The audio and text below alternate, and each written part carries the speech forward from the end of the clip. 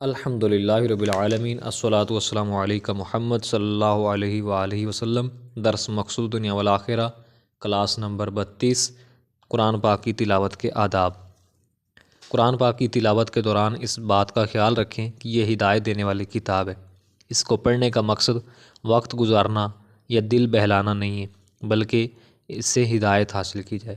قرآن پاک کی تلاوت سے پہلے باوضو ہونا اور قبلہ رو بیٹھ کر تلاوت کرنی چاہیے۔ تلاوت ادب اور سکون اور آہستہ آہستہ کی جائے کہ ایک ایک لفظ واضح ہو۔ حضرت ام سلمہ رضی اللہ تعالی عنہ بیان کرتی ہیں کہ رسول اللہ صلی اللہ علیہ وآلہ وسلم اپنی قرأت مبارک بالکل جدا جدا اور الگ الگ کر کے پڑھتے تھے۔ آپ صلی اللہ علیہ وآلہ وسلم اس طرح پڑھتے تھے: الحمدللہ رب العالمین، پھر وقفہ، پھر الرحمن الرحیم، مالک یوم الدین، یعنی ایک آیت کے بعد تھوڑا سا گیپ۔ ترمذی شریف۔ چونکہ قرآن پاک کو سمجھنا اصل مقصد ہے، اس لیے زیادہ سے زیادہ پڑھنا مقصد نہ ہو، بلکہ جتنا پڑھیں اسے ترجمہ یا تفسیر کے ساتھ پڑھیں، چاہے تھوڑا ہو لیکن بات سمجھ میں آئے۔ ویسے قرآن پاک کا جو حق ہے وہ سال میں 2 بار اس کو پڑھنا ہے، وہ بھی پڑھیں، لیکن ساتھ کوشش کریں کہ روزانہ کی بنیاد پر 2، 3، 4 آیتوں کا ترجمہ اور تفسیر بھی سمجھیں، یا استاد کی رہنمائی کے ساتھ یا اپنے طور پر اجازت سے، جس مسئلے میں پریشانی ہو اس میں ہیلپ لے لینی چاہیے علماء کرام سے۔ اور تلاوت کے دوران اگر خوشخبری، نعمتوں اور اجر کا تذکرہ آئے تو سبحان اللہ، اللہ اکبر کہا جائے، اور جہاں عذاب اور گناہ کا ذکر آئے تو اپنے لیے اور دوسروں کے لیے مغفرت کی دعا کی جائے، استغفر اللہ پڑھا جائے۔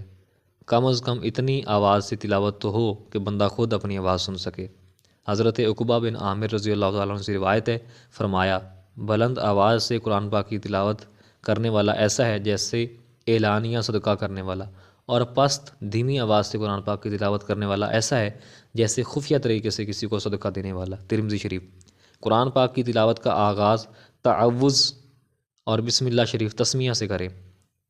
تعوذ پڑھنے میں لوگ اکثر غلطی کرتے ہیں، اعوذ باللہ پڑھتے ہیں، اعوذ باللہ من الشیطان الرجیم، حالانکہ یہ غلط ہے۔ اصل اس کی پروننسیشن، اس کا تلفظ ہے اعوذ باللہ من الشیطان الرجیم۔ الف کے اوپر، حمزہ کے اوپر زبر، عین کے اوپر پیش بھی ہے اور آگے واو بھی ہے، تو یہ بن جائے گا اعوذ باللہ، اعوذ باللہ۔ تو فلو میں پڑھیں گے اعوذ باللہ، اعوذ باللہ من الشیطان الرجیم، اور تسمیہ بسم اللہ الرحمن الرحیم۔ ویسے تعوذ چند مقامات پر پڑھنا واجب ہوتا ہے، جیسے تلاوت قرآن کے آغاز میں۔ پھر آپ قرآن پاک پڑھ رہے ہیں، آپ ایک جگہ سے اٹھ کر دوسری جگہ چلے گئے، دوبارہ سٹارٹ کرنا ہے، پھر تعوذ پڑھنا ہے۔ آپ قرآن پاک پڑھ رہے ہیں اور پھر آپ نے استاد جی کو سبق سنانا ہے، قاری صاحب کو، تو پھر آپ دوبارہ وہاں پہ تعوذ پڑھیں گے۔ پھر آپ قرآن پاک پڑھ رہے ہیں اور آپ کسی سوچ میں گم ہو گئے ہیں، یہاں تک کہ کوئی 1 رکعت کا یعنی 1-1.5 منٹ کا ٹائم گزر گیا، تو پھر آپ کو یاد آیا کہ میں تو تلاوت کر رہا تھا، تو پھر بھی آپ تعوذ سے سٹارٹ کریں گے۔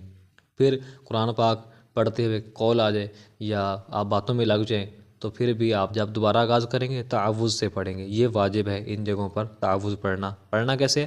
اعوذ باللہ من الشیطان الرجیم۔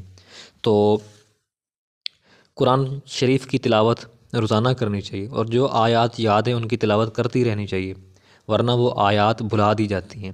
فرمایا: تم میں وہ آدمی برا ہے جو کہے کہ میں نے فلاں فلاں آیت بھلا دی ہے، بلکہ یوں کہے کہ مجھے بھلا دی گئی ہے۔ اور قرآن پاک کا تکرار کیا کرو اور پابندی سے ایک دوسرے کو پڑھایا کرو، سنایا کرو، کیونکہ یہ لوگوں کے سینوں سے بھاگ اور چھوٹ جانے میں مویشیوں سے زیادہ سخت اور طاقتور ہے۔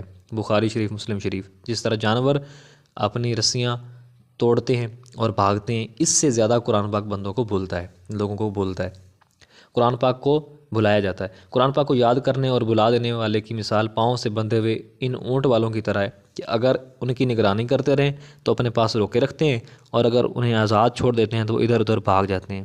بخاری شریف، مسلم شریف۔ جب تک قرآن پاک کی تلاوت میں انسیت رہے، محبت رہے، تو تلاوت کرتے رہیں، اور جب دل اکتانے لگے تو چھوڑ دینا چاہیے۔ حضرت جندب بن عبداللہ رضی اللہ تعالیٰ عنہ سے روایت ہے، رسول اللہ صلی اللہ علیہ وسلم نے فرمایا: قرآن پاک اس وقت تک پڑھو جب تک تمہارے دل تمہاری زبان سے موافقت کریں۔ یعنی جڑے رہیں، دل اور زبان کا کنیکشن ہو۔ اور جب تمہارے دل اور زبان میں اختلاف پڑے، دل کہیں اور زبان قرآن پاک پڑھے، اس میں اختلاف ہو جائے تو پھر اٹھ کھڑے ہو۔ بخاری شریف۔ قرآن پاک کی تلاوت خوش الحانی سے کرنی چاہیے، اچھی آواز سے کرنی چاہیے۔ حضرت ابو ہریرہ رضی اللہ تعالیٰ عنہ سے روایت ہے، فرمایا وہ شخص ہم میں سے نہیں جو قرآن پاک کو خوش الحانی سے نہیں پڑھتا۔ بخاری شریف۔ تو اس کا مطلب ہے ہمیں قرآن پاک کی باقاعدہ تعلیم بھی حاصل کرنی چاہیے، کم از کم ناظرہ قرآن پاک، اور 10 صورتیں تو سب کو آنی چاہیے، آخری 10 صورتیں سب کو آنی چاہیے۔ اور حضرت براء بن عازب رضی اللہ تعالیٰ عنہ سے روایت ہے، فرمایا اے لوگو قرآن پاک کو اپنی خوش آوازی سے زینت دو، سجاؤ، سجاوٹ کرو قرآن پاک اپنی خوش آوازی سے۔ مشکات شریف۔ اور ایک اور روایت میں حضرت براء بن عازب رضی اللہ تعالیٰ عنہ فرماتے ہیں، حدیث مبارک ہے، اے لوگو قرآن پاک کو اپنی آوازوں سے خوبصورت بناؤ، کیونکہ اچھی آواز قرآن پاک کے حسن کو دوبالا کرتی ہے۔ دیکھیں سورہ رحمان قرآن پاک کی زینت کہا گیا ہے، کتنی بار اس کی ریپیٹیشن آئی ہے، وہ آیت دہرا دی جاتی ہے، تو یہ قرآن پاک کے حسن کو دوبالا کرتی ہے۔ اور اس سے اچھی آواز میں پڑھنا، سبحان اللہ، کتنی بیماریوں کا حل ہے اس میں، اچھی آواز سے قرآن پاک کو پڑھنا۔ مشکات شریف۔ جزاکم اللہ خیرا کثیرا۔